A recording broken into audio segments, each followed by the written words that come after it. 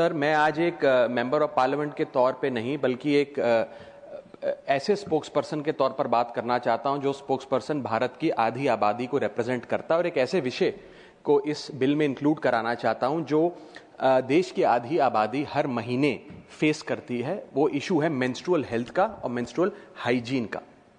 Sir, समाज में इस विषय को जानते सब हैं लेकिन बात करने से कतराते हैं और हमारे समाज ने मेंस्ट्रुअल हेल्थ और मेंस्ट्रुअल हाइजीन के इस इशू को साइंस का इशू नहीं बल्कि साइलेंस का एक इशू बना दिया है और ये एक नेचुरल बायोलॉजिकल प्रोसेस को एक सोशल टैबू में तब्दील कर दिया है।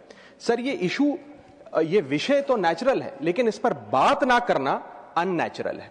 और इसी के साथ साथ सर मैं ये भी कहना चाहता हूं कि आज भारत देश में लगभग 35 करोड़ से ज्यादा महिलाएं मेंस्ट्रुअल साइकिल की इस प्रोसेस से गुजर रही हैं, जिसमें से 120 मिलियन यानी कि 12 crore adolescent girls face menstrual hygiene and challenges every single year and as a result 23 million girls यानी कि 2.3 करोड़ गर्ल्स हर साल स्कूल से ड्रॉप आउट हो जाती हैं, स्कूल जाना बंद कर देती हैं क्योंकि वहां इनएडिक्वेट मेंस्ट्रुअल हेल्थ फैसिलिटीज हैं।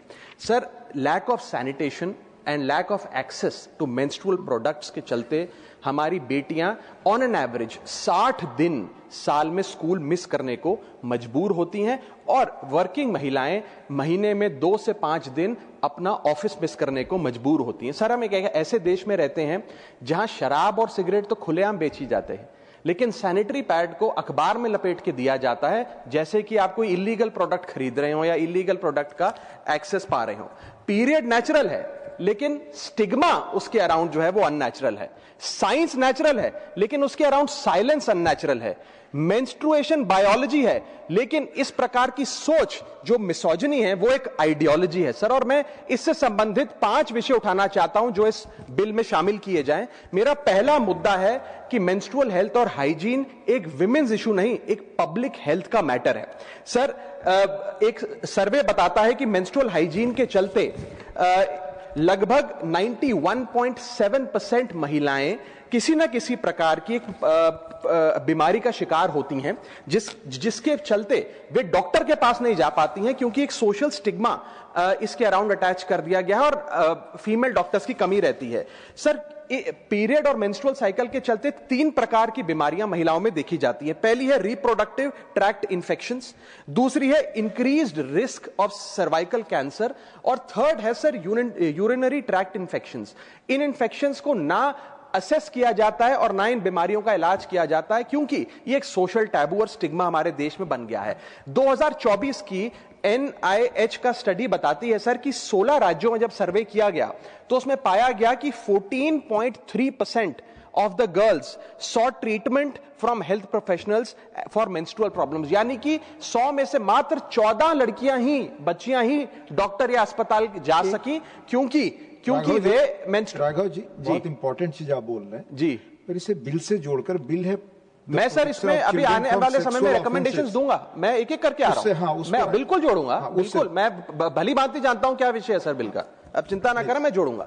इसी के साथ साथ सर 3-4 प्रकार की अहम बीमारियां हैं जो मेंस्ट्रुअल साइकिल जो महिलाएं जिस दौर से गुजर रही होती हैं उनमें देखी जाती है, जैसे कि एंडोमेट्रियोसिस, PMDD, PCOS, और ये तमाम बीमारियां अनडायग्नोज रह जाती हैं क्योंकि इनसफिशिएंट क्लिनिकल ट्रेनिंग है और इसे एक टैबू माना गया है। दूसरा विषय है सर, ये विमेन्स इशू नहीं बल्कि एक एजुकेशन का इशू है जिसके चलते 60% बेटियां अपने पीरियड्स के दौरान स्कूल से एब्सेंट हो जाती हैं या स्कूल छोड़ने पर मजबूर हो जाती है और खास तौर पे ये रूरल एरियाज के स्कूल्स में देखा जाता है। सर, टॉयलेट होना एक चीज है लेकिन यूजेबल टॉयलेट होना एक और चीज है, इसमें बहुत फर्क है। और यदि टॉयलेट में पानी नहीं, प्राइवेसी नहीं, सोप नहीं, डिस्पोजेबल बिन नहीं और सैनिटरी पैड्स नहीं तो वो टॉयलेट नहीं, मात्र एक कमरा है। इसी के चलते मैं कहना चाहता हूं कि सैनिटरी इंफ्रास्ट्रक्चर फैसिलिटी का जो गैप है ये एक इंफ्रा गैप नहीं है, ये डायरेक्टली हमारी बेटियों की एजुकेशन से लिंक्ड है। थर्ड प्रॉब्लम है सर कि ये विषय विमेन्स इशू नहीं बल्कि एक डिग्निटी का इशू हमारे देश में बन गया है। Sir, every day we see realities and cultural stigmas, और मैं कुछ स्टैटिस्टिक्स के आधार पे आपको बताना चाहता हूं कि डीप रूटेड कल्चरल टैबूज और रिलीजियस नोशंस के चलते जो महिलाएं अपने पीरियड से गुजर रही होती है, उन्हें एक इम्प्योर या अशुद्ध कहकर किनारे कर दिया जाता है। उन्हें किचन में प्रवेश नहीं करने दिया जाता, बहुत जगहों पे उन्हें सामाजिक फंक्शंस में नहीं आने दिया जाता है। और 33% ऑफ द विमेन, एक सर्वे के मुताबिक उन्होंने यह रिपोर्ट किया that they had no knowledge about menstruation before their first period arrived. यानी कि 1/3 महिलाएं ऐसी हैं जिन्हें अपने पीरियड के बारे में जानकारी भी नहीं थी कि ऐसी कोई चीज होती है, क्योंकि लैक ऑफ एजुकेशन है, एक सोशल टैबू है, एक स्टिग्मा है। 28% महिलाओं ने यह कहा एक सर्वे में कि वे आइसोलेटेड महसूस करती हैं मेंस्ट्रुएशन के दौरान, reflecting practices of temporary exclusion with in their households. Sir, इसके साथ साथ 32% महिलाओं ने कहा कि अपने पीरियड के दौरान वे एक्सक्यूजेस बनाकर उसे हाइड करने का प्रयास करती हैं, क्योंकि वे स्ट्रॉन्ग सोशल प्रेशर महसूस करती हैं। और इसी के साथ साथ एक नेशनल सर्वे बताता है कि 61.4 girls acknowledge societal embarrassment surrounding menstruation, which effectively highlights the normalization of this stigma. Sir, ये एक बायोलॉजिकल रियलिटी है जिसे हम लोगों ने एक सोशल शेम में तब्दील कर दिया है और साइंस को साइलेंस का विषय बना दिया है। सर, आज मुझे लगता है कि स्थिति ऐसे बन गई है कि मेंस्ट्रुएशन बायोलॉजी से ज्यादा मोरालिटी का विषय बनता जा रहा है। मेरा चौथा पॉइंट है, ये विमेन्स इशू नहीं, अफोर्डेबिलिटी का इशू है। सर, सरकार ने एक अच्छा कदम यह उठाया कि सैनिटरी नैपकिन पर जीएसटी समाप्त कर दिया ताकि सैनिटरी नैपकिन को अफोर्डेबल बनाया जाए। लेकिन इसके साथ साथ कई इस प्रकार के मेंस्ट्रुअल प्रोडक्ट्स हैं जैसे कि टैम्पॉन्स, मेंस्ट्रुअल कप्स एटसेट्रा, जिन पर आज भी जीएसटी लगता है। और इसके साथ साथ सैनिटरी नैपकिन्स और इन प्रोडक्ट्स को बनाने में जो रॉ मटेरियल यूज होता है जैसे कि एब्जॉर्बेंट पॉलीमर्स, टिश्यूज, ग्लूज और नॉन वोवन फैब्रिक, इन सब पर आज भी जीएसटी लगता है, जो मुझे लगता है समाप्त होना चाहिए। Speak on the bill. मैं आ रहा हूं सर, आ रहा हूं। I come to the subject. I will make recommendations. अलग सब्जेक्ट है। I will make recommendations. Sir, permit me to speak. I will make recommendations. I am coming to that. बिल्कुल आऊंगा। Period poverty एक वास्तविकता है sir, और उस period poverty से मेरा मतलब है कि क्योंकि मेंस्ट्रुअल हाइजीन से रिलेटेड जो प्रोडक्ट्स हैं वो बाजार में इतने महंगे मिलते हैं, ऑन एन एवरेज एक महिला को 300 से 500 रुपए महीने अपनी मेंस्ट्रुअल हाइजीन पे खर्च करना पड़ता है, which is twice the minimum daily wage in India, and as a result only 36% of 35 crore Indian women use hygienic period products. जो बोलेंगे बिल पर कोई जाएगा, आप क्यों रोक रहे हैं सर? इतना इंपॉर्टेंट विषय पे बात कर रहा हूं। बिल मैं आ रहा हूं सर, मेरे को बोलने, मेरा ये काम है आपको बताना। मैंने सुन लिया सर, मैं बिल्कुल आ रहा हूं। अगेन आप आ रहे हैं, मैं बहुत देर से सुन रहा हूं। The protection of sir, I want to, sexual offenses I want all these to be included in this bill. You speak on the bill. Yes, it concerns our women, our daughters, and I want this to be included in the bill. Come on that.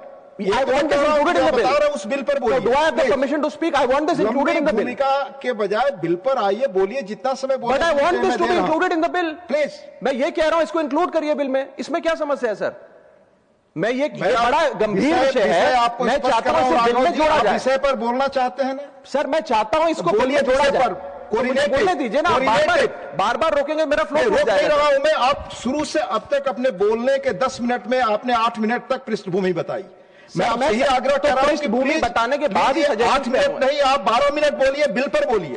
चलिए पर बोलिए। बिल्कुल please sir. Period products एक luxury नहीं है, वो एक lifestyle choice नहीं है, वे एसेंशियल गुड्स हैं। और पांचवा पॉइंट और आखिरी पॉइंट, ये विमेन्स इशू नहीं सर, ये फ्रेमवर्क का इशू है। जैसे 25% स्कूलों में बेसिक सैनिटेशन सर्विस नहीं है, 46% स्कूल्स में हाइजीन सर्विस जैसे कि सोप और रनिंग वाटर नहीं है, और लगभग 40% स्कूल्स में covered beans for disposable sanitary napkin नहीं है। सर, मैं बस एक बात कहना चाहता हूं कि Spain, Japan, south Korea, Indonesia जैसे बड़े देशों में पेड लीव्स मिलती हैं 1 to 3 डेज पर मंथ उन महिलाओं को जो अपनी मेंस्ट्रुअल साइकिल से गुजर रही होती है। लेकिन भारत में पेड लीव छोड़िए, इस विषय पे चर्चा करने से भी हम लोग घबराते हैं, भागते हैं। इसीलिए मैं 6 स्पष्ट सुझाव इस बिल में इंक्लूड करने के लिए इस सदन में रखना चाहता हूं। मेरा पहला सुझाव है कि हर स्कूल और कॉलेज, वर्कप्लेस और पब्लिक इंस्टीट्यूशन में फ्री सैनिटरी पैड्स और फंक्शनल टॉयलेट्स बनाए जाएं।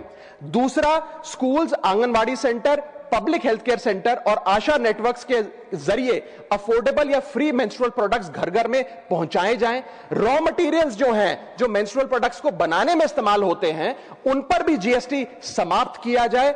और मेंस्ट्रुअल हेल्थ की एजुकेशन की जब बात होती है स्कूलों में, तो सिर्फ महिलाओं को नहीं, बॉयज को भी इस करिकुलम में शामिल करना चाहिए, because boys are rarely included in menstrual health education. और शायद समाज के साइलेंस का एक बहुत बड़ा कारण यह है कि लड़कों को, स्कूल जाने वाले बॉयज को मेंस्ट्रुअल हेल्थ की साइंस से दूर रखा जाता है। पांचवा सुझाव, मेंस्ट्रुअल वेस्ट मैनेजमेंट के लिए नेशनल फ्रेमवर्क बनाया जाए ताकि सेफ और एनवायरमेंटली रिस्पॉन्सिबल डिस्पोजेबल सिस्टम्स हो। और छठा और आखिरी सुझाव, डिस्ट्रिक्ट लेवल एनुअल मॉनिटरिंग हो मेंस्ट्रुअल इंफ्रास्ट्रक्चर की और इसकी पब्लिक रिपोर्टिंग का मैकेनिज्म बने। सर, जब एक लड़की स्कूल इसलिए नहीं जाती है कि स्कूल में पानी नहीं है, पैड नहीं है या प्राइवेसी नहीं है, तो यह उस लड़की की पर्सनल प्रॉब्लम नहीं है सर, यह सोसाइटी का फेलियर है, पॉलिसी का फेलियर है। और अगर एक लड़की डॉक्टर के पास इसलिए नहीं जाती है क्योंकि सोशल स्टिग्मा है, तो यह एक ट्रेडिशन नहीं है सर, यह निग्लेक्ट। और अंत में मैं यह कह के अपनी बात खत्म करूंगा कि मेंस्ट्रुअल हाइजीन कोई फेवर नहीं है, कोई चैरिटी नहीं है, कोई साइड इशू नहीं है। यह हेल्थ का इशू है, यह एजुकेशन का इशू है, यह डिग्निटी का इशू है, यह इक्वालिटी का इशू है। Women do not need our sympathy sir, women need equality. Women do not need silence, women need dignity, and women do not need tokenism, women need rights. Thank you.